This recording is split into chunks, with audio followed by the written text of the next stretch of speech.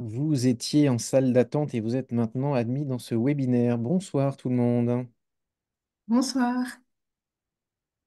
Donc je suis Guillaume, médiateur à la Fondation C'est Génial pour l'action Yes We Code.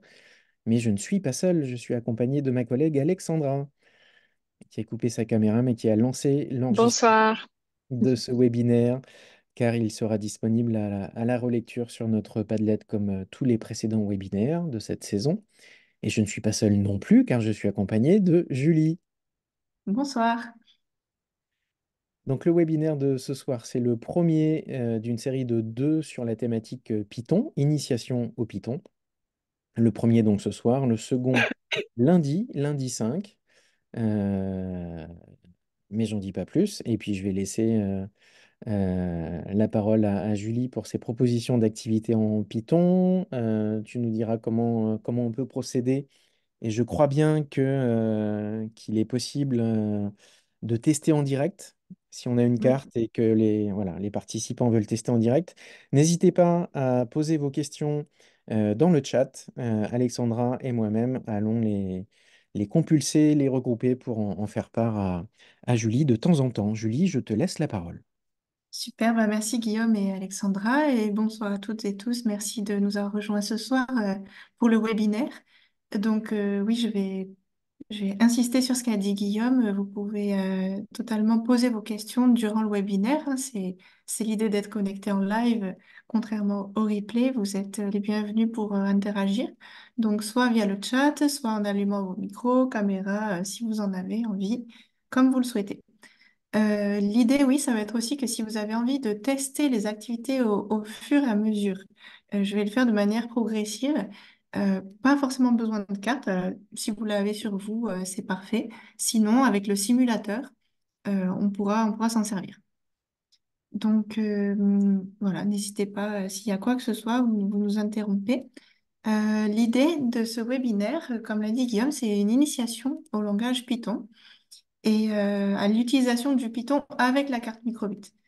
Donc là, on va vraiment être sur des activités de base, de découverte, assez simples, mais quand même progressives, mais qui vont nous permettre de voir toutes les structures principales du Python, de l'initiation au Python, mais ça va être la base en fait du code en Python. Donc ça peut être des choses qu'on peut proposer bien sûr au lycée, mais même moi, je vois des choses qu'on peut proposer en fin de collège pour des élèves qui seraient motivés à tester un petit peu des choses assez simples et concrètes, puisque sur la carte, on va très vite voir le résultat. C'est ça qui est sympa avec cette carte, avec le langage Python, pour ceux qui auraient déjà manipulé pas mal les blocs. Donc, soit du Scratch, soit Blockly, ou par exemple les blocs pour la carte microbit. Donc, moi, j'aurai ma petite carte aujourd'hui avec moi, mais je vais beaucoup vous montrer des choses sur le simulateur. Je partagerai mon écran et je vais vous proposer d'utiliser l'interface VitaScience. Donc, nous, oui, j'ai oublié de vous dire où je travaille. Je travaille à la Compagnie du Code. On est basé à Toulouse et on intervient dans toute l'Occitanie. Nous, VitaScience, c'est vraiment l'interface qu'on a l'habitude d'utiliser, que ce soit pour les blocs ou le Python, la carte microbit, voire Arduino. Et pour l'IA aussi. Et donc là, ce soir, c'est cette interface que je vais vous proposer d'utiliser. Alors, j'ai vu que vous aviez rajouté, merci Alexandra ou Guillaume, je vais partager mon écran pour vous montrer le Padlet. Je pense que pour la plupart, vous le connaissez déjà. Je vérifie que je suis sur le bon. Oui. Donc là, vous devriez voir mon écran. Si jamais ce n'est pas le cas, faites-moi signe. Donc là, le Padlet de l'action Yes We Code, vous avez dessus des ressources, mais aussi les replays des webinaires précédents. Et notamment, je vous le dis parce que je ne vais pas refaire tout le tour aujourd'hui de l'interface VitaScience, mais il y avait notamment le webinaire Programmer la carte avec VitaScience il y a un an, 2 ans, un an, qui est en ligne aussi dans les replays. D'accord?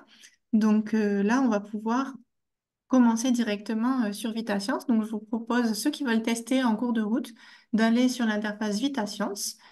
Et je me remets comme vous, une fois sur VitaScience, sur Programmer. Hop, je vais pousser la petite barre de zoom. Programmer, et on va aller sur la carte microbit. je vais faire quand même un tour très rapide de l'interface pour les choses dont on aura besoin aujourd'hui. Donc, quand on arrive sur l'interface, on va avoir l'espace où on va programmer en bloc, avec à gauche notre petite bibliothèque habituelle de blocs, qu'on va utiliser aujourd'hui seulement dans un tout premier temps, puisqu'on va être sur le Python très rapidement. Et donc, le mode hybride, ici, on peut changer les modes dans l'interface, avec le mode hybride qui nous permet d'avoir le code en Python à côté, qui va être généré par les blocs. Donc, par exemple, en mode bloc, je n'aurai que les blocs. En mode hybride, j'aurai les deux, l'un à côté de l'autre, et là, on ne peut pas modifier ici le code en Python, hein. On a un petit message qui nous prévient que le code est généré par les blocs. Ça, on peut le voir. Si par exemple, je change ici l'icône du smiley content en smiley triste, ça va me changer ici. Le happy est devenu sad. On va en reparler juste après. Et le mode Python total, où là, c'est le mode code tout à droite. Où là, on n'a rien du tout. On est directement en mode Python et on va écrire du code en texte directement. Je vais me remettre pour le moment en mode bloc. Et pour vous montrer aussi, notre compagnon qu'on va utiliser aujourd'hui, c'est le simulateur, qui nous permet de tester parfois un peu plus vite que d'envoyer le code sur la carte. Mais si on a les cartes en classe, c'est vraiment super de pouvoir tester directement sur les cartes réelles. Donc le simulateur qui est ici, on voit mon smiley pas content, si je change, smiley content, on a en temps réel l'effet sur le simulateur. Quand on voudra mettre le code sur la carte, ben, je vous rappelle, ça sera téléversé pour envoyer directement le code à notre carte. Il faudra faire cliquer sur notre carte microbit qui est connectée pour l'appareiller et faire connexion pour la première fois où on l'a branché. Moi, ça ne va pas marcher sur cette version-là de Chrome, mais normalement, vous, dans les classes, ça marche si vous êtes sur une version récente de Chrome ou de Edge. Et puis sinon, si on n'a pas la version récente, comme moi, ou si on est sous Internet Explorer ou Firefox, on peut télécharger le fichier .exe dans ces téléchargements et ensuite le copier-coller sur la carte. Donc ça, je passe relativement vite puisque c'est des choses que vous avez probablement déjà testées, mais si jamais il y a des questions ou des soucis, n'hésitez pas à me le dire. Voilà, donc si d'ores et déjà il n'y a pas de questions, on va commencer par la toute première activité que je vous propose de faire. Donc en fait, c'est une... Ah oui, le Padlet. Je vous ai montré le Padlet pour vous dire que vous pouvez récupérer la petite fiche, le déroulé en fait que je vais suivre aujourd'hui. Donc Alexandra ou Guillaume, vous l'avez mis où? Ah, dans Guide et tutos. Donc dans Guide et tutos, sur le Padlet, vous allez pouvoir récupérer le PDF, activité en Python avec Microbit. Voilà, si vous souhaitez l'avoir avec vous. Mais de toute façon, je vais le dérouler pas à pas avec vous. Donc, l'idée dans la première partie, donc ça va être de proposer aux élèves vraiment des étapes très progressives, qui vont commencer très simples, qui vont se complexifier petit à petit. Donc, au début, je vous propose de commencer avec des blocs et de présenter aux élèves l'enchaînement de blocs suivants. Je vais aller chercher, j'ai préparé, s'ils ne sont pas partis. Ils sont partis, ils sont peut-être dans mon autre onglet. Ah oui, ils sont partis puisque j'ai changé de... Bah, je vais le refaire. Puisque j'ai rechargé la page pour vous montrer comment on va sur l'interface. Donc, bah, je vais le refaire, mais je ne sais pas si je vais avoir la patience justement parce que l'idée, c'est de leur montrer qu'on va pouvoir utiliser des petites astuces, des structures de contrôle pour faire des choses un peu de manière plus automatisée que de les faire à la main. Par exemple, mon premier exemple, ça serait de leur faire afficher sur la carte les chiffres de 0 à 9. Et puis avec un petit temps d'attente entre chaque. Donc, par exemple, mettre 0, attendre une seconde, afficher ensuite 1, attendre une seconde, afficher ensuite 2, attendre une seconde. Je vais peut-être m'arrêter à 3, vous allez voir pourquoi. Hop, j'ai oublié attendre, afficher ensuite 3, etc. Donc on voit que si on veut le faire à la main, on va en avoir pour un certain temps. D'autre part, si on va jusqu'à 10, ça va, on va pouvoir se motiver encore. Mais pour aller jusqu'à 100 ou 1000 ou le nombre de notre choix, ça va être compliqué. Donc là, on va déjà tester si cela fonctionne, ce code en bloc sur le simulateur. 0, 1, 2, 3. Séparés par un petit temps d'attente. Donc l'idée, c'est déjà d'aller voir, en passant en mode hybride, aller voir le code et voir à quoi ça peut ressembler. Donc, je vais me mettre en mode hybride et on va voir qu'on a plusieurs choses. On a du code qui est écrit ici, en dessous de certaines choses qui sont en en-tête, on aura tout le temps. Et puis ici, un while true, quelque chose. Donc ça, on va en reparler. Déjà, ce qui va être intéressant à pouvoir discuter avec les élèves, c'est le fait que on a un import de bibliothèque, de librairie, ici, avec from microbit import étoile. Donc, c'est vrai qu'on va pouvoir leur dire qu'en Python, il existe des fonctions propres au Python. Il va falloir qu'ils apprennent un petit peu, du moins les structures de contrôle, mais ils vont les apprendre en pratiquant. Puis, il existe des fonctions qui sont stockées dans les librairies et on ne les connaît pas forcément toutes par cœur. C'est comme dans des bibliothèques, où il y a des dictionnaires, on va chercher des choses parfois dans des dictionnaires, même si on le fait moins physiquement de nos jours. Mais là, c'est pareil, quand on ne se souvient pas d'une fonction, on peut aller chercher dans la librairie ce que fait notre fonction et puis on peut l'importer pour l'utiliser tel quel. Et donc, pour la carte microbit, il y a une librairie. Donc, l'étoile veut dire tout. Donc, on va importer toutes les fonctions de la librairie microbit pour pouvoir les utiliser. Ce qui est important de leur dire aussi, c'est qu'il n'y a pas forcément besoin de connaître par cœur toutes les fonctions en Python, que ce soit pour microbit ou en général. Quand on a besoin de certaines librairies, de certains types de fonctions, on peut les chercher sur Internet et trouver la documentation de nos fonctions. Ça, je le répète toujours aux jeunes parce que c'est vrai que certains, ça les inquiète de passer en langage texte. Et je pense que c'est important de leur expliquer que l'essentiel, c'est la logique et de connaître les syntaxes des structures clés. Mais quand on a besoin de certaines fonctions, on va les chercher. Et même les développeurs, développeuses qui ont des années d'expérience, ils ne connaissent pas toutes les fonctions, ils vont les chercher quand ils en ont besoin.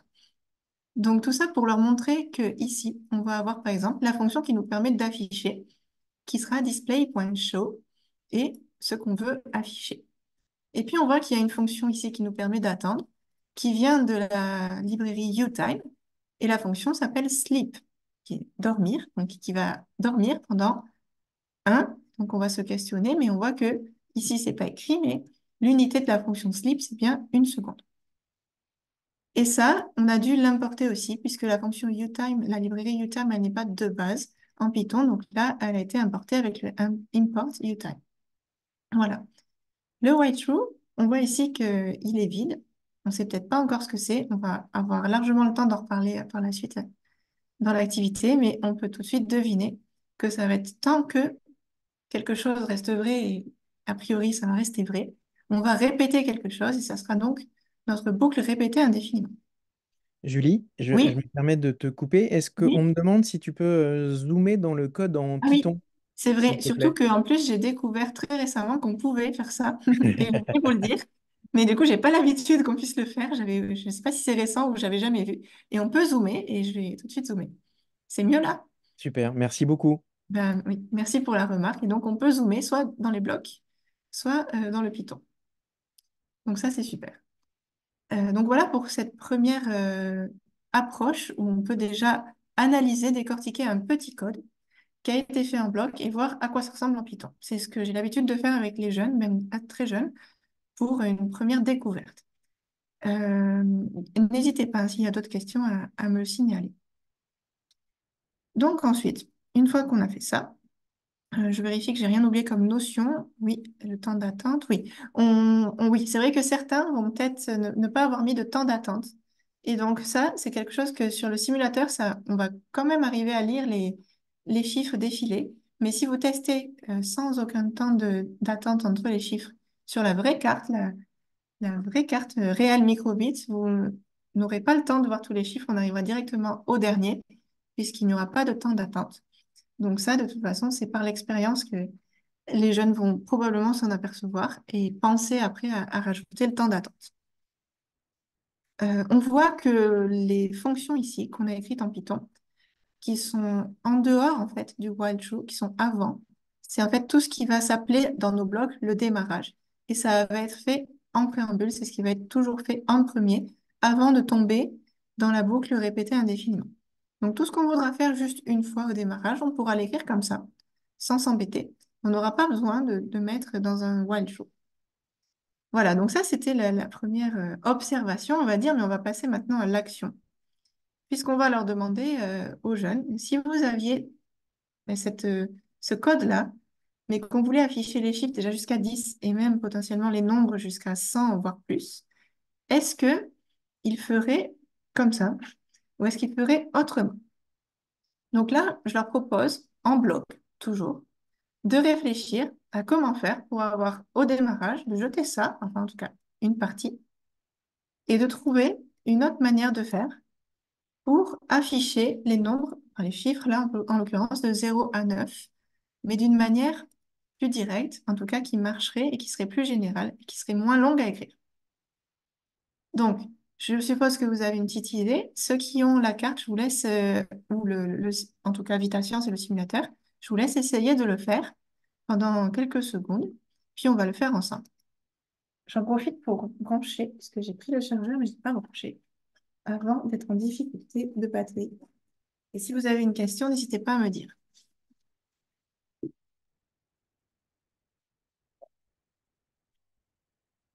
Alors, nous n'avons pas prévu de petite musique d'attente, mais n'hésitez pas à nous faire part de vos remarques. Comme vous l'a dit Julie, vous êtes invité à utiliser vos cartes microbit et à tester directement la proposition pour ne pas avoir à taper des chiffres jusqu'à 10, jusqu'à 20, 30, 40, 50, 100, 1000, etc. Mais on meurt d'impatience de connaître une des solutions Oui, proposées, Julie. oui, parce qu'en effet, il y a plusieurs solutions.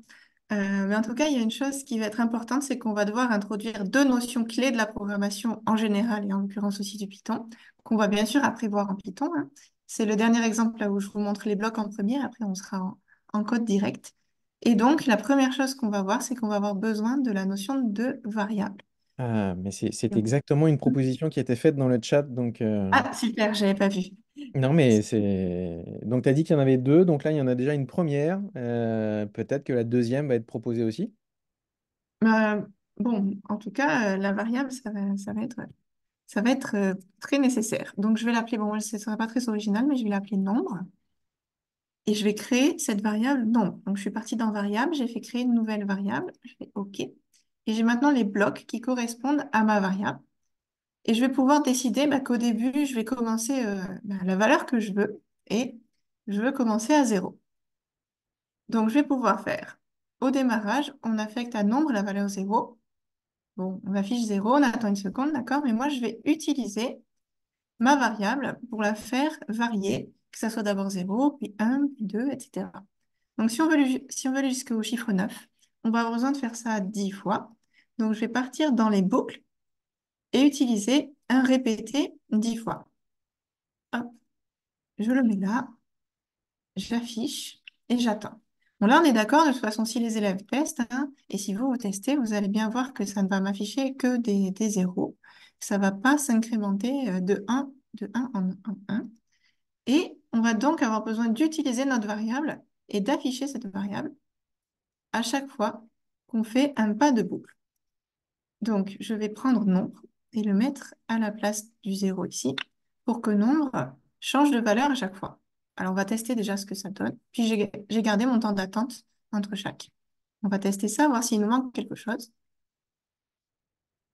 Donc là, a priori, on n'a que des zéros. C'est parce que pour l'instant, eh bien, nombre, il vaut 0 et personne ne lui a dit de s'incrémenter.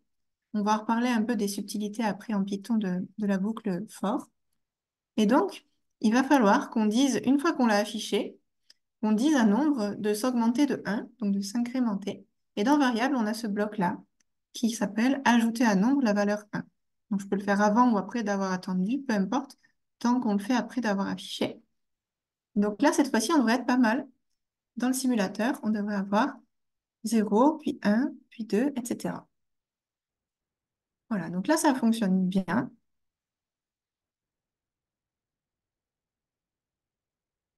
Hop. OK. Est-ce que le principe est clair pour tout le monde? Il n'y a pas de questions jusqu'à maintenant? Il n'y a pas de question, non, c'est très clair. Parfait. Donc, je vais rouvrir, vous me direz si vous voyez bien, sinon je rezoomerai. Je vais rouvrir le code Python, puisque justement, là, on va pouvoir s'intéresser à la syntaxe de ce fonctionnement de boucle. Et il y a pas mal de choses, en fait, même si c'est très simple, il y a déjà pas mal de choses à discuter. Déjà, on va voir.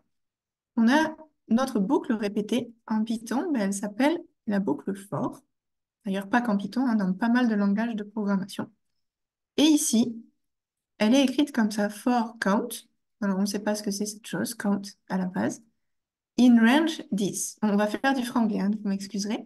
Donc, on voit que count, c'est notre petite variable qui a été automatiquement générée par le bloc et qui va faire que notre boucle va parcourir l'un après l'autre les étapes de la boucle.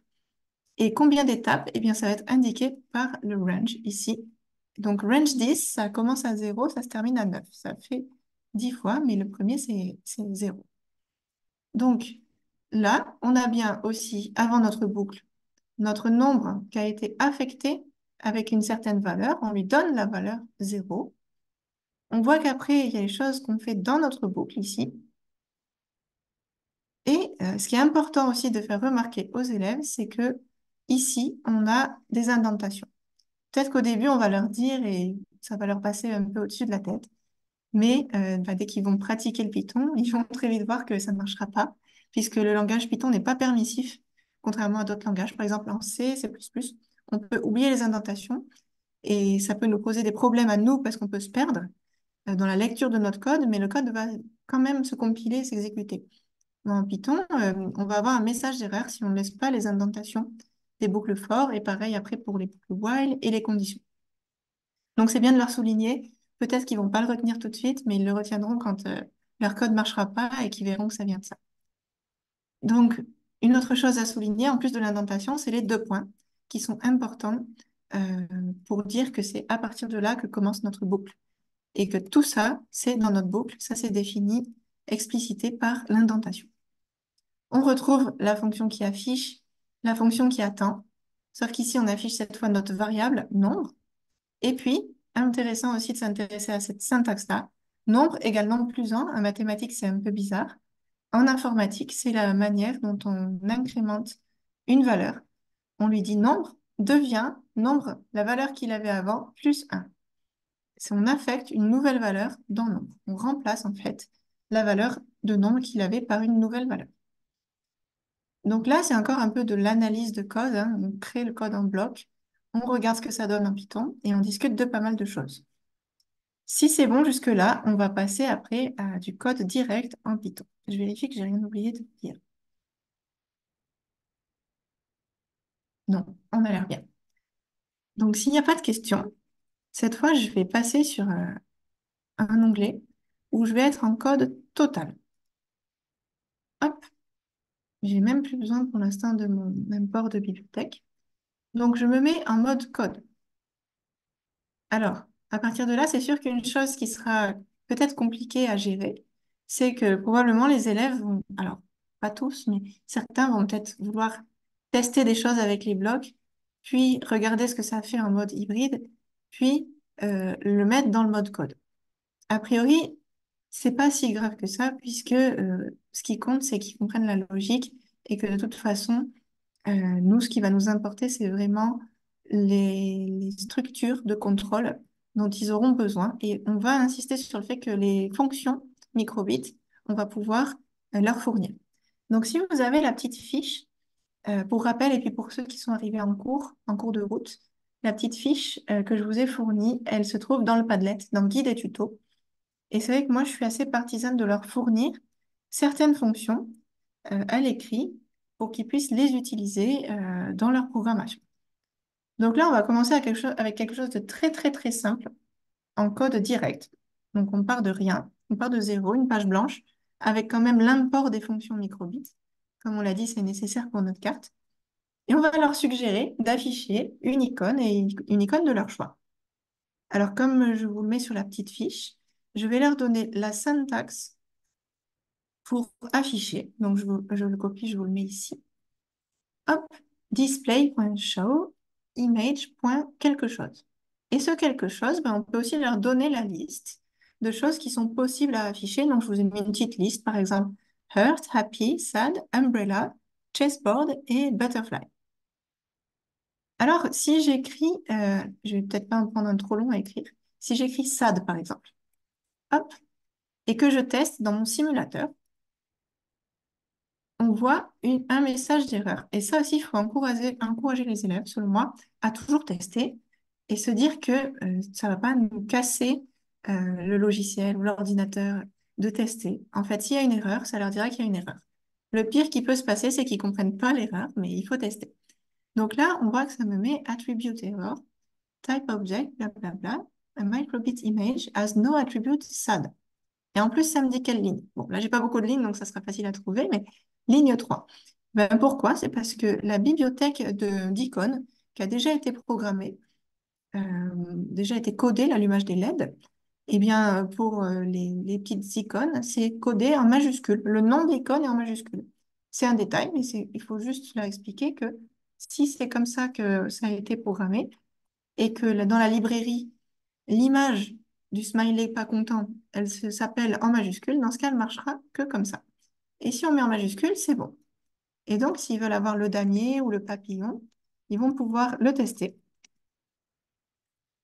Hop, Julie, oui. petite remarque, est-ce que tu peux zoomer encore un tout petit peu dans le Ah code oui, en Python, je s'il te peux, hein, plaît? maintenant que c'est possible.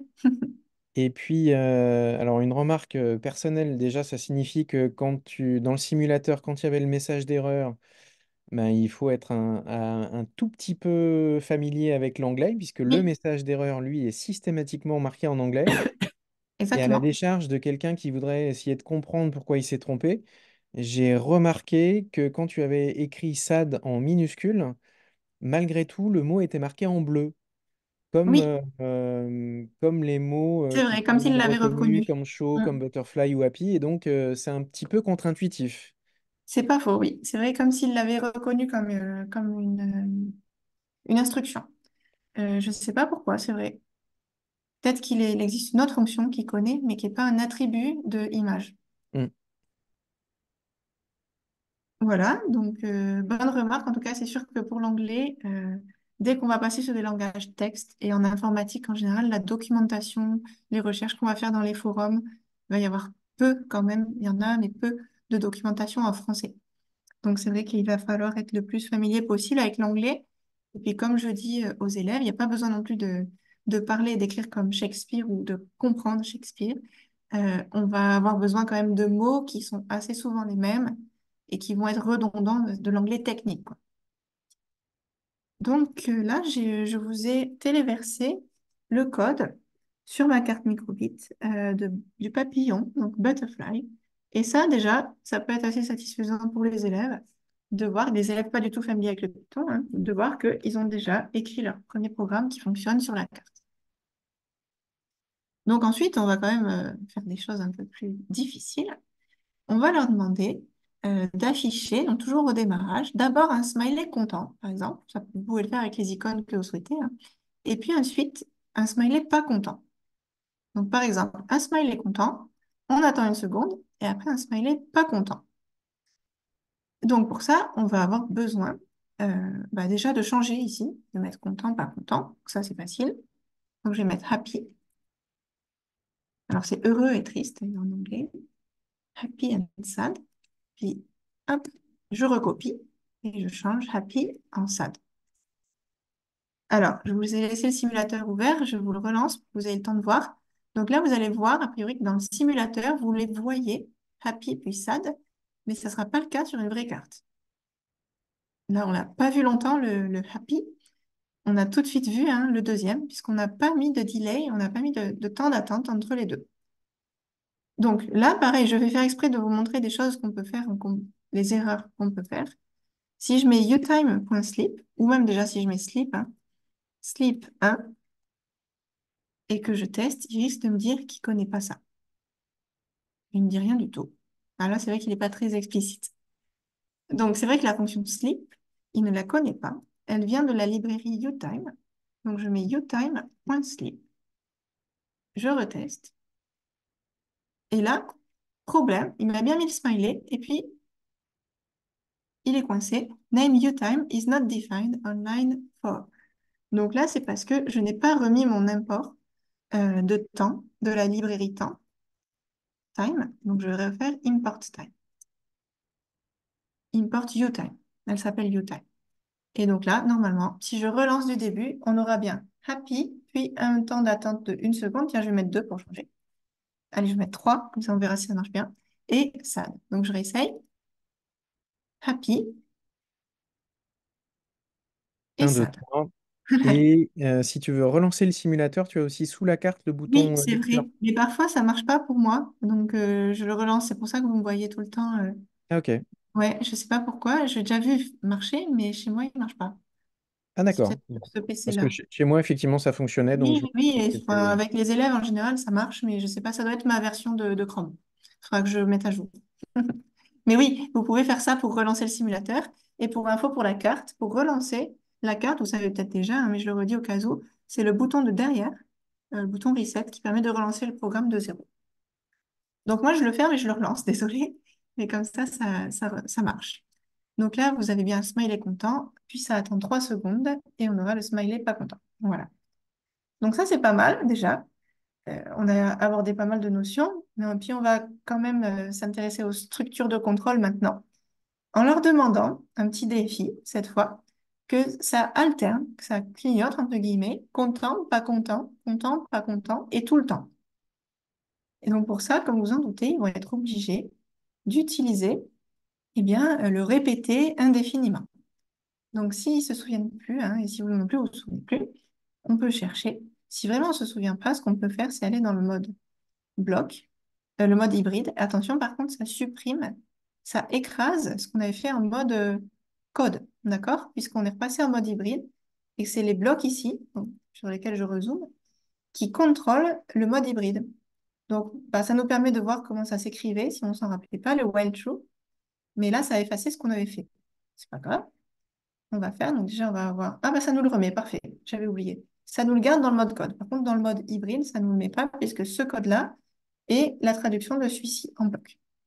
Donc, c'est parfait, on se souvient comment s'écrit while true, on retourne dans notre mode code, on va l'écrire, while true, on n'oublie pas les 2 points. Là, je vais faire aussi exprès d'oublier quelque chose. Je ne vais pas attendre, par contre, 3 secondes, sinon ça va être un peu long, je vais attendre 1 seconde. Je vais faire exprès d'oublier plusieurs choses et je vais tester. Donc là, déjà, problème, il nous le dit, hein. Alors, il nous dit pas quoi, mais souvent, quand c'est bad input, ça va pas lui plaire, c'est des erreurs d'indentation. Donc là, on va avoir notre code qui n'est pas indenté après ce qu'on voulait mettre dans notre répété indéfiniment. Donc, il faut dire aux élèves aussi qu'on peut prendre tout d'un coup, toutes les lignes qu'on veut mettre dans le répété, comme si on prenait plusieurs blocs en bloc, en scratch, et on va le glisser dans le répété. Pour ça, on fait tab, tabulation, et tout s'espace d'une tabulation et tout est indenté. Maintenant, notre syntaxe, elle est bonne. Il va manquer par contre quelque chose, mais on va tester. Donc là, j'ai bien mon smiley content, puis le pas content, puis le content. Par contre, vous devez remarquer, moi je les fais toujours tester, hein, ils verront bien par eux-mêmes, que le pas content, on n'a pas trop le temps de le voir. Et sur la vraie carte, on n'aura pas le temps du tout de le voir. Et donc pourquoi? C'est parce qu'on a bien pensé à attendre ici, après avoir affiché le content. Par contre, on n'a pas pensé à attendre après avoir affiché le triste. Et comme la boucle while, pardon, elle recommence, le répéter indéfiniment, ça recommence. Juste après le triste, ça recommence et ça nous met le content. Donc, si on veut avoir le temps de voir notre triste, hein, il faut aussi attendre après le triste. Voilà. Ça, c'est des choses qu'en bloc, ils ont peut-être déjà expérimenté. Et donc, je remets le simulateur. On va bien avoir content, pas content, content, pas content, etc. Voilà. Donc là, on est pas mal. Donc c'est déjà un premier petit code, toujours pas si complexe que ça, mais qui fait quand même aborder pas mal de notions. Donc après, on va passer aux notions de conditions, mais voilà, je voulais juste vérifier qu'il n'y avait pas de questions à ce stade, puisqu'on a déjà vu plusieurs choses. Est-ce qu'il y a des retours, des remarques ou des questions? Non, il n'y a pas de question. Ok, super. Moi, sur l'indentation, effectivement, la touche tabulation, ça permet déjà d'apprendre aux élèves parce que c'est pas une touche à moins de faire de la programmation, mais voilà, la touche qui est à gauche de la lettre A. Si on n'a pas rempli des formulaires pour passer d'un champ à un autre ou eu besoin d'indenter du texte, et encore, Peut-être indenter, un c'est tiret pareil. bip. En Ouais. français, dans le texte, on n'indente pas souvent des choses, hein, donc c'est pas si fréquent. Donc ça permet de faire ça. Il y a quand même une chose, c'est que quand à la fin de l'instruction while true de points, quand on appuie sur entrée, Ah oui. naturellement, il me semble que c'est Ouais. indenté et que donc on Oui, est au oui. bon endroit. Là, c'est que je l'ai rajouté après. Mais si on commence ici un while true, bon, on va pas en mettre un deuxième, mais imaginons, ou une boucle for, hein, mais on va en reparler après. Si je commence while true et que je mets deux points et que je vais à la ligne, ça me le fait tout seul. Là, c'est que j'avais d'abord écrit ce qu'il y avait dedans et je l'ai rajouté après. Mais alors, ça dépend des éditeurs. Mais dans la plupart des éditeurs de code, et là, sur l'éditeur VitaScience, ça nous le fait, comme tu dis, Guillaume. Et dans l'éditeur VitaScience aussi, j'ai remarqué que tout à l'heure, avec ta boucle for, la marque d'indentation, assez classiquement aussi en code, a été C'est limité par un petit trait. précédée, ouais, d'un petit pointillé Oui, pour nous indiquer que dans la boucle, l'équivalent du répété indéfiniment, du while true, il y avait la boucle for, la boucle pour répéter 10 fois, et on avait notre petite marque d'indentation. J'en profite pour partager à tout le groupe, puisque vous pourrez répondre dans le chat, mais voilà, je laisse les gens réfléchir aussi. On a une question pour savoir si d'autres personnes utilisent d'autres interfaces que Vitations pour coder, et notamment le logiciel Mu. mm, Donc là, il y a MuCode, qui est utilisé par Laurence, peut-être visiblement, et aussi par Stéphane. Peut-être que ça fera l'objet d'un petit focus la prochaine fois. Il y a plusieurs interfaces de programmation, oui, en effet, avec leurs avantages et inconvénients c'est ça. distincts. Mais Mu, il est en local, donc vous pourrez le télécharger et l'installer sur les PC, contrairement à une interface en ligne. Mais il n'y a pas la possibilité de switcher, si je ne me trompe pas, entre les blocs et le code. Mais bon, quand on est parti pour faire du Python, ouais, on peut partir sur Mu directement. Voilà, bon. donc Alors, n'hésitez ouais. pas à participer à la discussion initiée par Laurent sur est-ce que quelqu'un utilise Mu plutôt que VitaScience. Donc, il y a des réponses qui viennent dans le chat. Donc, n'hésitez pas à alimenter la discussion. Et il y a également une remarque, le mode. Toc, toc, toc, toc, toc. Ah, le module, c'est U UTime, time, n'a pas encore été implanté dans le simulateur. time ou Alors, je pense que c'est une U faute de time, oui, frappe, mais je peut-être. pense que c'est UTime, le module qui est importé. Je pense que c'est ça, Ung. La question par rapport à la ligne numéro 2 import UTime, les fonctions d'attente. Oui, c'est ça. Oui, c'est pour ça que dans le simulateur, on le, on le voit. Non, non, on le voit quand même que là, ça attend vraiment une seconde, hein. Si j'augmente ici, on aura bien nos 3 secondes. Par contre, contrairement à la carte réelle, quand on met pas du tout de temps d'attente, on a, on arrive à voir l'affichage, alors que sur la carte réelle, ça s'exécute vraiment l'un après l'autre sans aucun temps d'attente, on ne voit pas du tout. Là, Bon. on voit bien que ça attend 3 secondes entre chaque.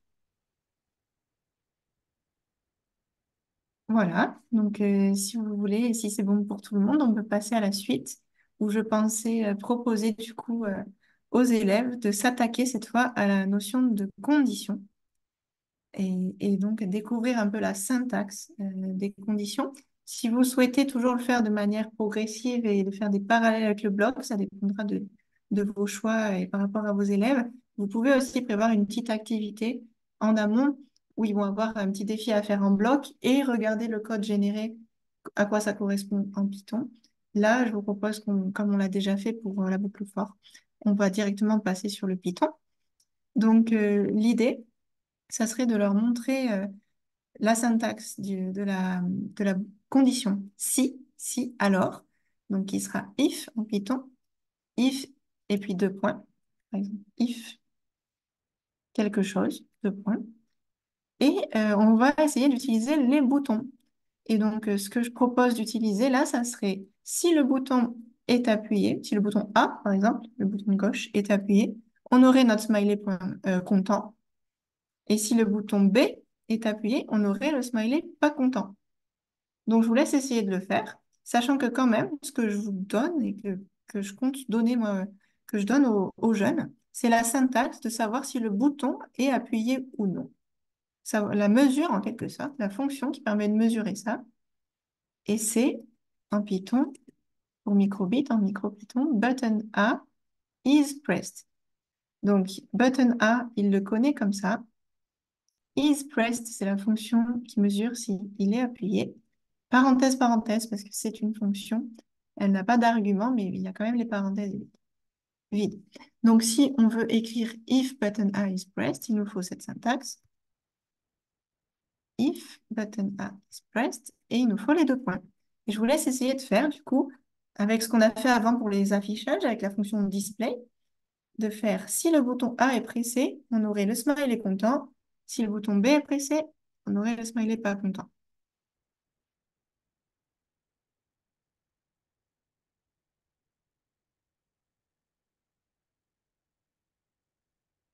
Alors, il ne faut pas oublier les indentations pour vérifier qui nous le fait. Donc, c'est pas ça que je voulais mettre.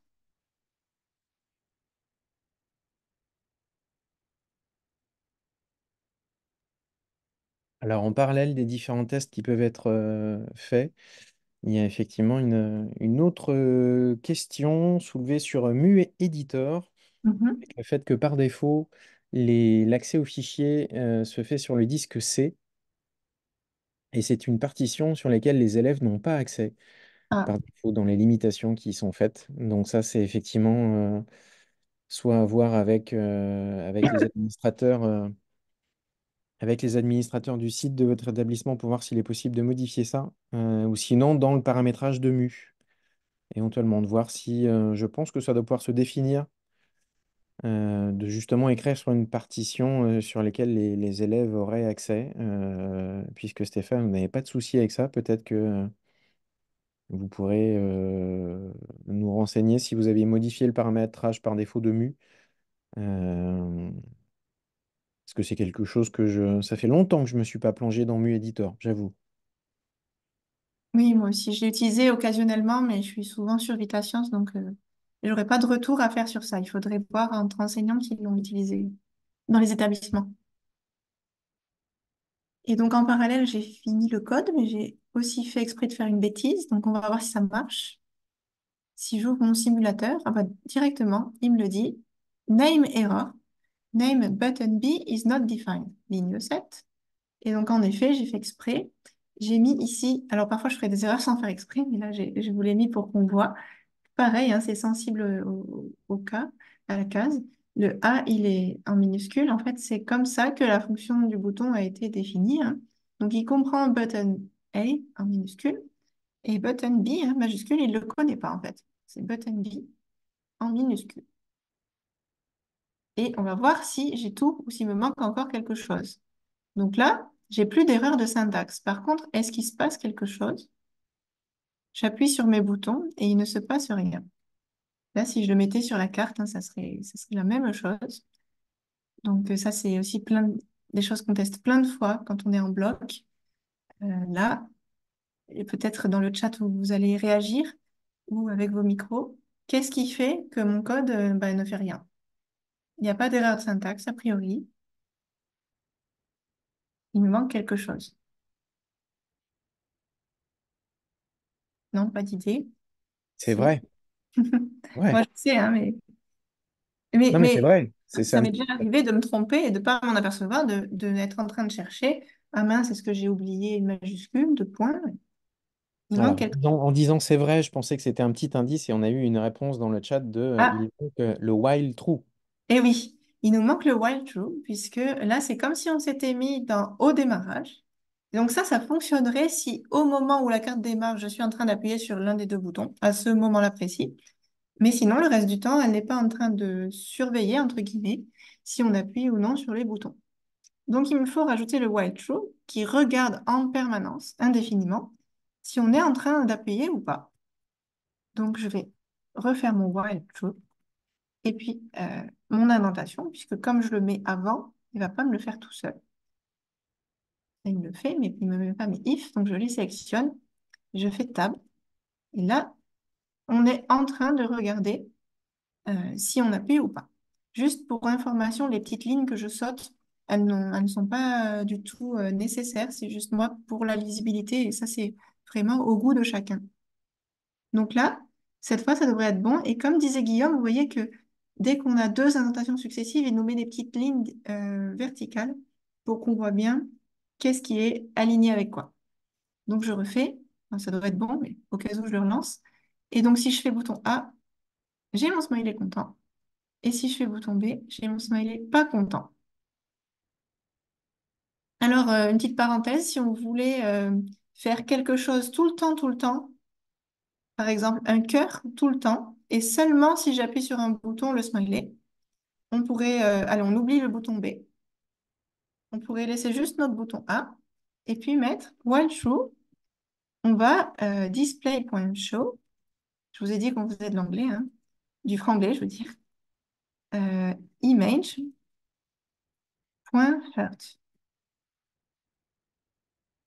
Donc là, normalement, j'ai tout le temps un cœur.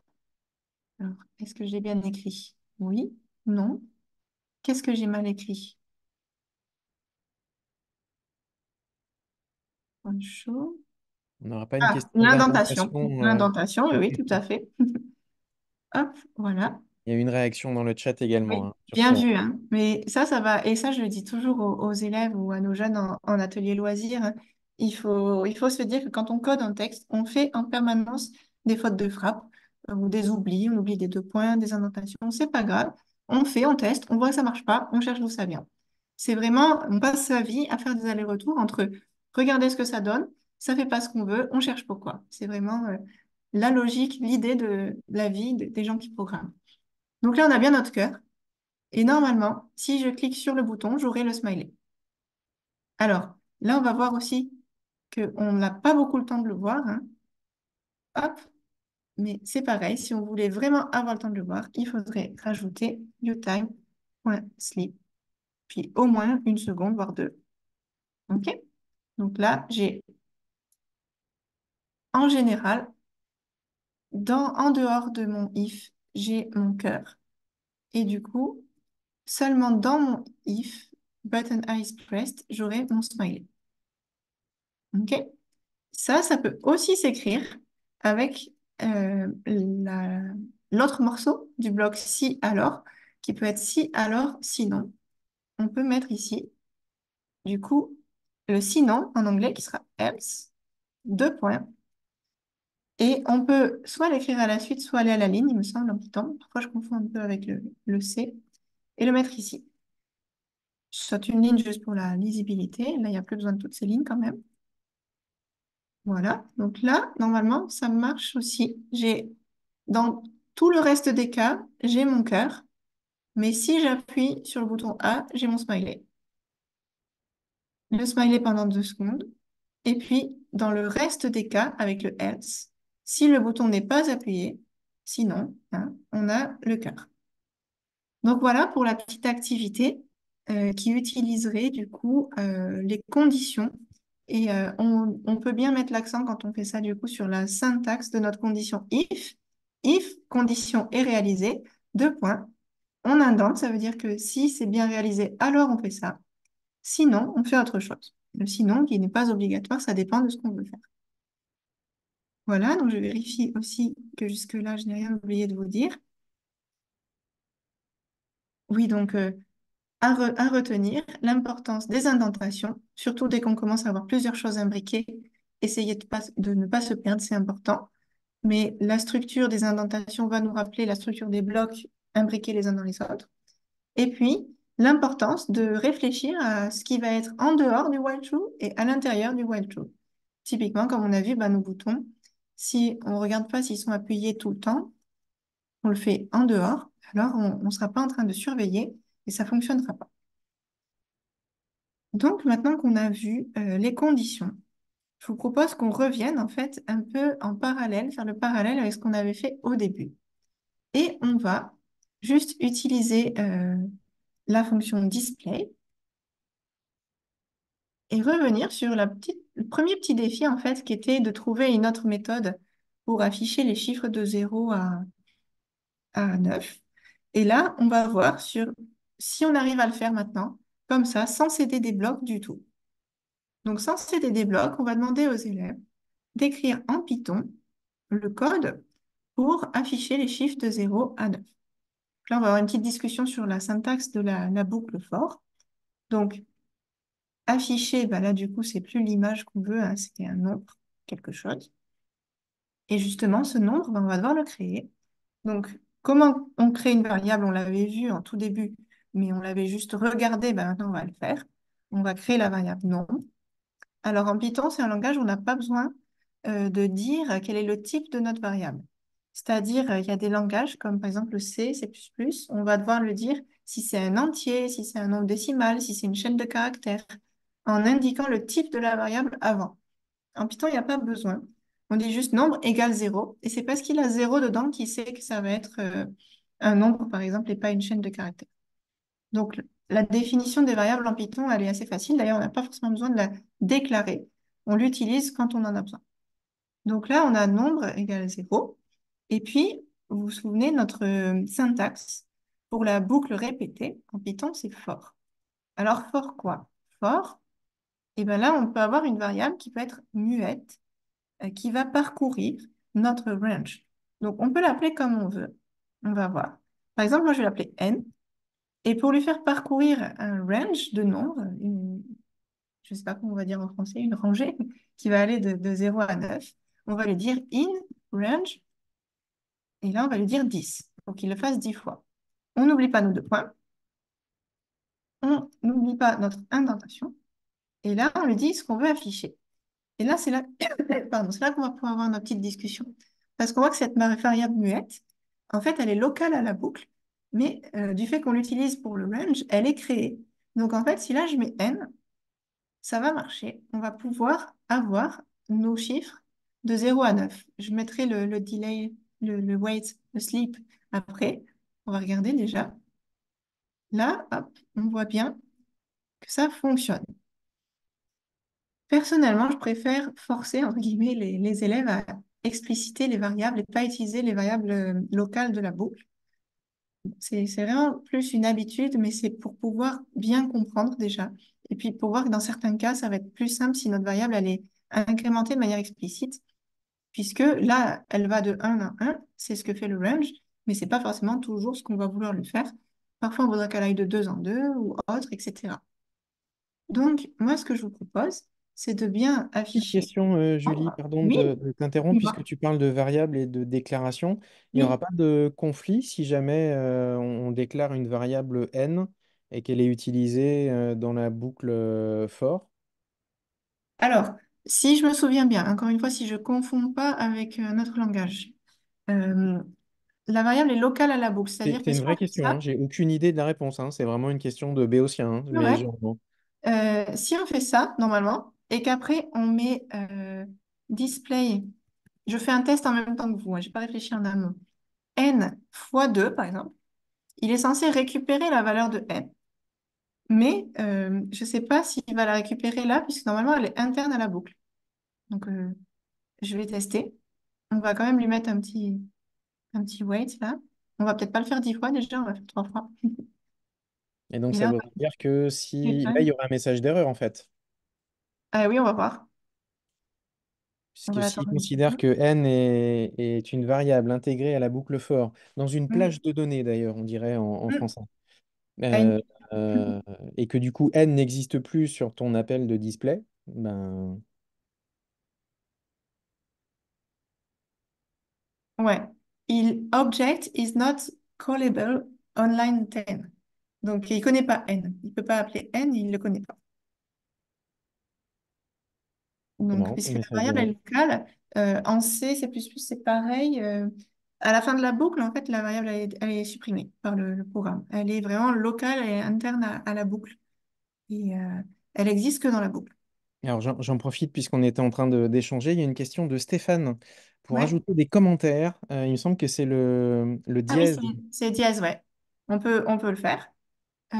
C'est très important et très intéressant d'ajouter les commentaires. On peut mettre Oui, ici, par Stéphane, exemple, c'est une très très bonne remarque, ouais. dièse pour attendre une seconde.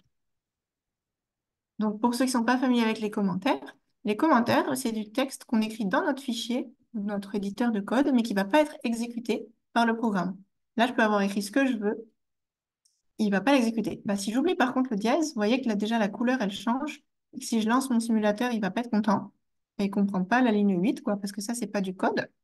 Mais le fait de faire un commentaire et en mettant dièse, c'est pour dire, là, ce que j'écris, vous voyez que c'est grisé. Ce que j'écris, tu peux l'ignorer. Donc là, il ignore totalement ça. On pourrait avoir écrit tout ce qu'on veut. Et aussi en Python, on peut commenter tout un bloc. Ça, c'est pour commenter une ligne. Moi, je pourrais le mettre là, mon commentaire, ou le mettre en dessous, si je veux. Et puis, si on veut commenter tout un bloc, on fait, alors pareil, je confonds avec le C, c'est guillemets, guillemets, guillemets, je crois. Voilà, c'est ça. Et guillemets, guillemets, guillemets encore. Ah, j'en ai mis un peu trop. Trois guillemets, trois, alors pas guillemets, mais quotes, je sais pas en français, apostrophe, je pense. Et ben du coup, là, ça nous commente toutes les lignes qu'on veut. Donc, c'est vrai que s'il y a un petit morceau de code, plusieurs lignes qu'on veut plus exécuter pendant un certain temps, on peut les rendre inactives comme ça. Quand vous êtes en bloc, c'est comme quand vous avez vos blocs qui vont être ici, ils sont grisés. En gros, ils servent à rien. Ils sont pas exécutés. Voilà, donc moi, je vais enlever mes commentaires. Merci pour la question, mais c'est vrai que j'avais oublié, mais c'est super intéressant et important de commenter et important d'habituer les élèves à commenter leur code pour qu'ils sachent quelle ligne sert à quoi. Parce que là, on est sur des exemples très courts, mais même sur un exemple court, ça se peut qu'on revienne demain et qu'on ne se rappelle plus à quoi servait utime.sleep, par exemple. Et puis merci pour les triples codes qui permettent de mettre tout un paragraphe, toute Ah une oui, ça, zone c'est de pratique. code C'est pratique surtout en... quand on a quelque chose qui marche pas, un code qui marche pas et qu'on veut débugger, on veut chercher d'où ça vient, bah, on commente tout sauf quelques lignes et on les teste une par une et puis on décommente petit à petit pour trouver d'où ça vient et Ouais, d'où ça mais c'est vient une très pas. bonne astuce pour éviter d'avoir à effacer, recopier, retaper. On met juste au commentaire, c'est pas Oui. exécuté, mais voilà, c'est sous la main et puis on peut en faire plusieurs versions. Enfin, voilà. Mm. Ouais, c'est un très bon rappel. Voilà. Et du coup, je vous propose d'expliciter notre variable qu'on va afficher et de bien faire display.show nombre et pas juste n. Et nombre, du coup, bah là, ça va pas marcher hein, parce que nombre, c'est comme ce qu'on a fait au tout début. Nombre, il vaut que 0 pour l'instant. Donc là, on va avoir 0, 0, 0, 0. OK. Donc, si on veut incrémenter nombre, il faut lui dire, et vous vous rappelez, c'est la syntaxe qui est bizarre pour les profs de maths, on va dire, pour les mathématiciens en général, parce qu'en informatique, pour incrémenter, on dit nombre égale nombre plus un, ce qui ne marche pas en équation, mais qui marche en informatique. Pareil, les espaces, là, c'est une question de lecture que moi je suis habituée, mais il y a des gens qui ne mettent pas d'espace et ça n'a pas d'incidence sur le fonctionnement. Donc, moi, je mets nombre égale nombre plus un et on va voir si ça marche cette fois. Un, 2. Donc, on s'arrête à 2 hein, parce qu'on a commencé à 0. Bon, à la base, on voulait aller jusqu'à 9, donc il faut mettre 10. Hop, oups, je suis sortie de la parenthèse. Et puis, je crois que j'ai perdu mes 2 points. Oui, je les remets. Et puis, pareil, si on veut attendre moins d'une seconde, parce que c'est un peu long, à chaque fois on doit attendre 10 secondes, on peut changer 1. Et donc, en informatique, pour mettre quelque chose de plus petit, c'est pas virgule, hein, c'est point. 0, point, allez, point 2. Hop, ça va être rapide, mais bon, vous avez compris. 0, 1, 2, 3, et ainsi de suite. Et là, on va bien jusqu'à 9. Parfait. Donc là, on a réussi à réécrire notre syntaxe et notre boucle for avec notre variable et tout, notre incrémentation de variable, euh, affectation, incrémentation et boucle for de 0 et on ne sait même pas aider des blocs. Donc là, c'est déjà pas mal. Et là, petite remarque, Julie, Oui. s'il y a plus les pointillés devant l'indentation de fort, c'est parce que c'est la première indentation. Oui, c'est ça. Et Si on a par des contre, on pointillés que s'il rajoute y a une des autre for, indentations dans des indentations, dans des comme je ne sais indentations, pas etc. quoi, voilà, et que là, on remet des choses, blablabla, on va avoir cette fois nos Et petits pointillés. on pourra en mettre un troisième d'ailleurs, un troisième Ah fort oui, pour voir qu'on on aurait peut, deux hein. lignes. Et c'est Là, justement pour nous aider parce que nous, humains, on va être perdus dans nos indentations et de là, savoir si c'est la alors, première là, boucle ou la deuxième, etc. alors. Voilà. On a bien une structure qui ressemble au bloc imbriqué quand on est en programmation bloc. Et on a Et comme bien... je t'ai interrompu, j'en profite pour poser la question d'Alexandre qui demande si la syntaxe nombre plus égale un Ah oui, fonctionne. oui, bien sûr, oui, j'en ai pas parlé parce que c'est une petite astuce, une petite habitude d'écriture, mais elle fonctionne totalement. Enfin, je crois, parce que pareil, j'ai plus codé en C qu'en Python, mais j'ai déjà utilisé, il me semble, en Python. Nombre plus égale un. Alors ça, c'est encore plus bizarre pour les mathématiciens. Mais nombre plus égale un avec ou sans espace, ça fonctionne aussi. Ça veut dire exactement la même chose. Ça veut dire nombre égale nombre plus un. Donc on reteste. Ah, qu'est-ce que j'ai fait comme bêtise? J'ai mis ça. Peut-être qu'il faut que je ne mette pas d'espace, du coup, pour qu'ils le comprennent. Alors c'est marrant parce qu'on voit... Non, c'est bon. Je sais pas si ça Ouais, venait de c'était l'espace. bizarre. Est-ce que ça... Oui, mais parfois, comme je vous ai dit, c'est mon simulateur à moi que je dois relancer. Donc ça vient peut-être pas du code, mais de mon navigateur. Je réessaye, mais normalement, les espaces n'ont pas d'incidence, quoique pour le plus égal 4. Non, c'est ce que je pensais. Pas d'incidence. Donc, nombre plus égal un, ça nous fait, ça nous fait cela. Et on va en reparler, du coup, pour la toute dernière activité que je propose, que je vous propose et que je pourrais proposer aux élèves. Ça serait du coup de combiner un peu tout ce qu'on a fait là pour un dernier petit défi et de leur demander d'utiliser un peu le mélange de tout ça, les boutons, les conditions, l'affichage des nombres. Donc, ce que je propose, c'est de faire un petit affichage de 0 à 9 si on appuie sur le bouton A, donc sur le bouton de gauche, et si on appuie sur le bouton B, que ça parte dans l'autre sens, de 9 à 0. OK? Donc, je vous laisse essayer de le faire. Je vais le faire en parallèle, mais si vous voulez tester, je vous laisse un petit peu de temps, puisque c'est de toute façon la dernière activité. On aura le temps après comme ça pour les questions, échanges, etc. Mais donc, essayez de le faire, et vous allez voir que même si c'est quand même assez simple, bah, tout ce qu'on a vu là, il y a quand même déjà pas mal de choses importantes auxquelles il faut faire attention, ne serait-ce que les indentations et les syntaxes correctes. Donc, essayons de le faire. Je répète le défi. Si on appuie sur le bouton A, on a les chiffres qui vont aller de 0 à 9 dans l'ordre croissant. Et si on appuie sur le bouton B, ils vont s'afficher de 9 vers 0 dans l'ordre décroissant. Donc, je vous laisse le faire et je le fais en parallèle.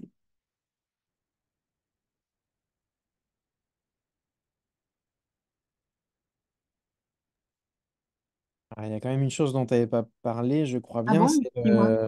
mais non, mais le range qui par défaut va d'une plage de valeur jusqu'à 10, donc on considère que c'est positif et on n'a plus besoin de marquer ni le début ni la fin. Oui. On considère que le début est forcément à 1 par défaut. Par Il pas de commence 1. à 0. Ah oui, le range, il est par pas de 1. Alors, on peut le spécifier, hein. Le range, il a plusieurs syntaxes.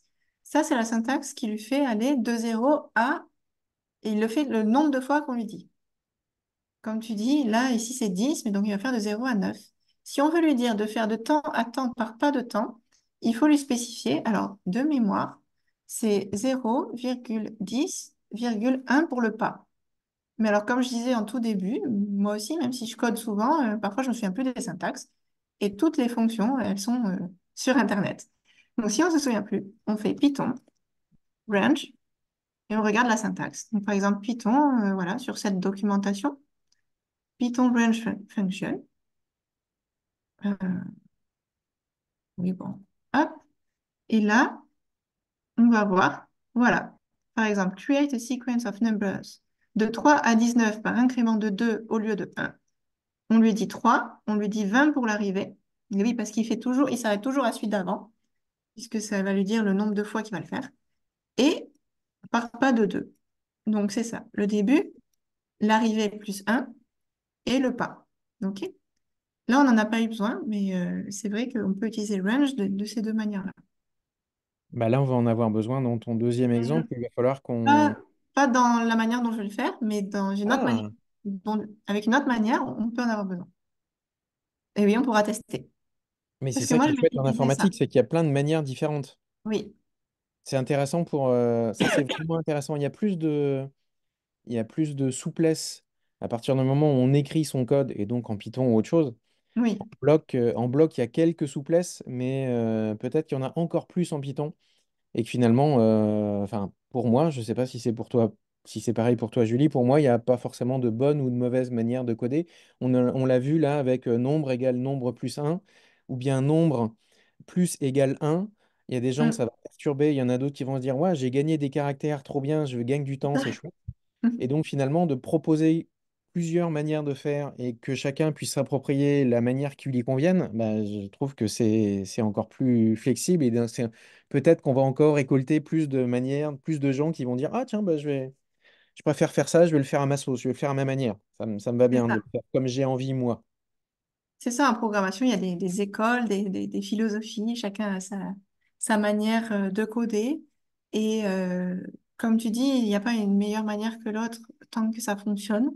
Après, dans le milieu professionnel, il y a des questions d'optimisation, parfois des codes pour qu'ils soient moins gros en nombre de lignes et de caractères, mais surtout moins lourds à faire tourner. Mais on n'en En est pas temps à ce d'exécution, ouais. stade. C'est intéressant d'en discuter avec les élèves que ça peut intéresser. Mais là, tant que ça marche, on sera content. Donc, je suis en train de le faire, je vous laisse essayer de le faire aussi. Et puis, on va voir toutes les indentations auxquelles il faut faire attention. Et donc, on va garder en mémoire, rappelez-moi si j'oublie d'ici là, d'ici 3 minutes, les différentes méthodes pour le faire. Donc, on a bouton A, on a bouton B. Là, du coup, bouton A, tout ça, c'est dans mon bouton A, donc je dois l'indenter. Tout ça, ça sera dans mon bouton B, donc je dois l'indenter. Et, et je vais pas faire la même erreur que tout à l'heure. Cette fois, je m'en souviens. Voilà, quand on s'est trompé une fois, en général, on s'en ressouvient, mais encore parfois non. Mais bon, au bout d'un moment, ça rentre. Je vais rajouter mon while true, puisque sinon, ça ne regarde pas. Ça n'est pas de majuscule. Ça ne regarde pas si j'appuie ou non. Donc, while true, deux points, if et if. Tout ça, bah, du coup, je dois l'indenter aussi, si je veux que ce soit dans mon while true. Hop. Et déjà, je vais vérifier ma structure. Après, je vais vérifier ce que j'ai écrit dedans. Donc, j'ai mis while true. Si le bouton A est appuyé, on fait un truc. Si le bouton B est appuyé, on fait un autre truc. Dans mes deux trucs, j'ai nombre égale 0. Donc, je commence à 0 et j'ai ma boucle for. Ici, l'indentation, elle a l'air correcte. Dans le deuxième cas, quand le bouton B est pressé, cette fois, je veux commencer de 9 et aller vers 0. Donc, c'est là qu'on va regarder. Je n'ai pas changé ma boucle for. Et donc là, il y a pas mal de manières de faire. Déjà, on peut tout simplement modifier ici. Au lieu que nombre, il augmente de 1 à chaque étape de la boucle, on peut mettre nombre égale nombre moins 1. Déjà, premièrement, on teste. Alors, on teste, on va voir si j'ai pas fait d'erreur d'indentation de syntaxe. Donc, je vais faire bouton A. Déjà, ça a l'air de marcher. Jusqu'à 9 normalement. Ouais. Et bouton B, 9, 8. Là, ça marche. Super. Donc, Et ça, c'est bon.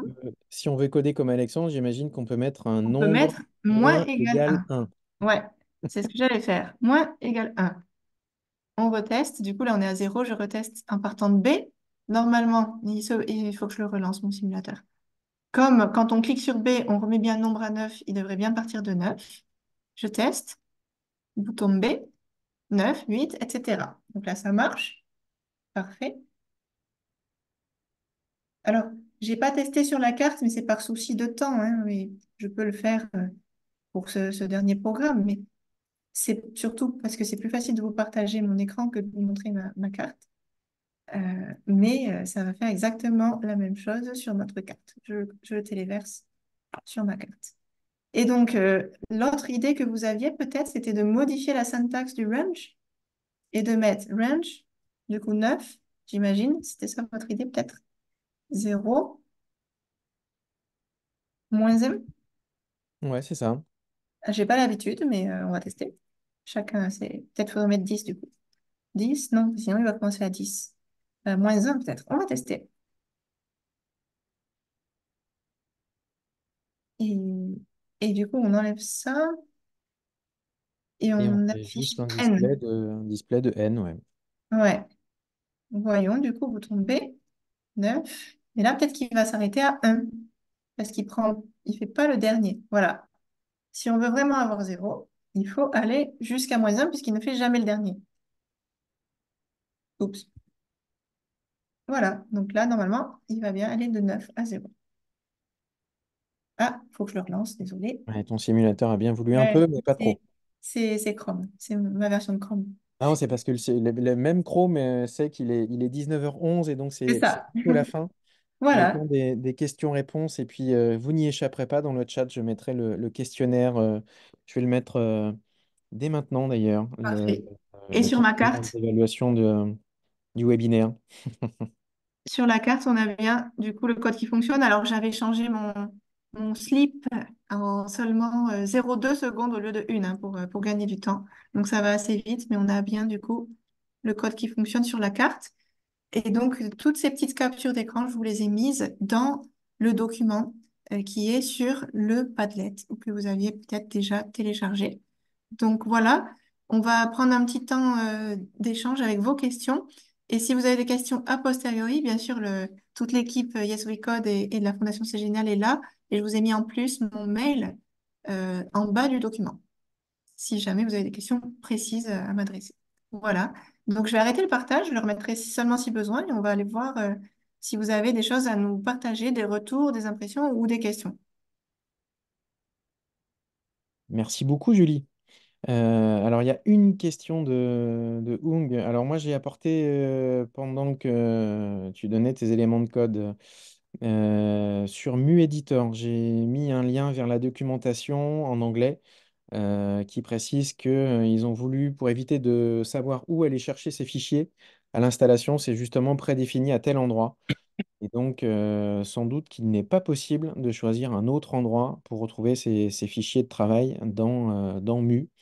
C'est pour ça qu'on va retrouver toujours les bibliothèques et le fichier main.py qui va toujours être au même endroit.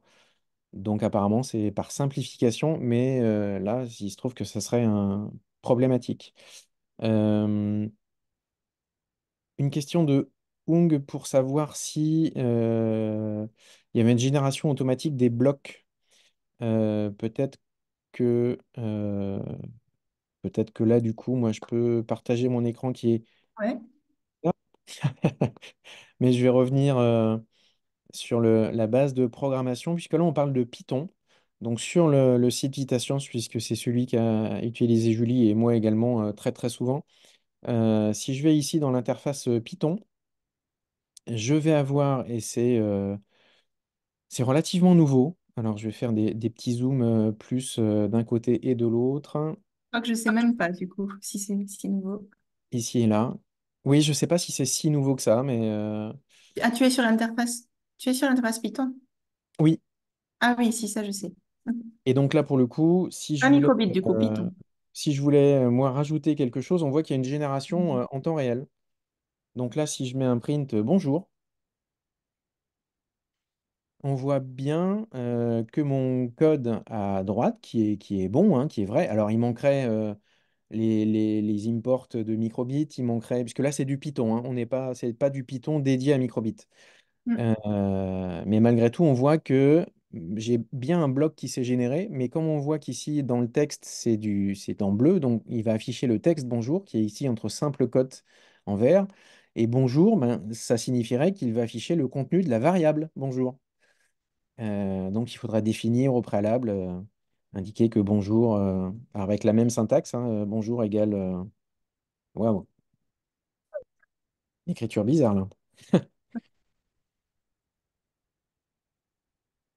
Ah ouais, très bizarre comme manière d'écrire. Donc peut-être que J'ai le... jamais utilisé encore. Enfin, j'ai utilisé l'éditeur Python, mais pas encore la traduction dans l'autre sens. Mais sinon, comme l'a indiqué Julie, non, dans l'interface en mode hybride, les blocs génèrent le code Python, mais ça fonctionne pas dans l'autre sens.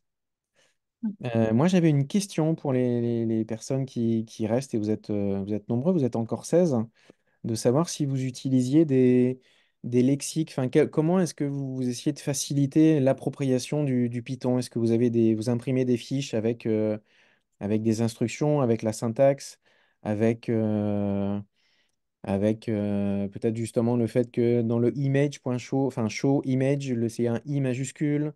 Est-ce que vous mettez des instructions type?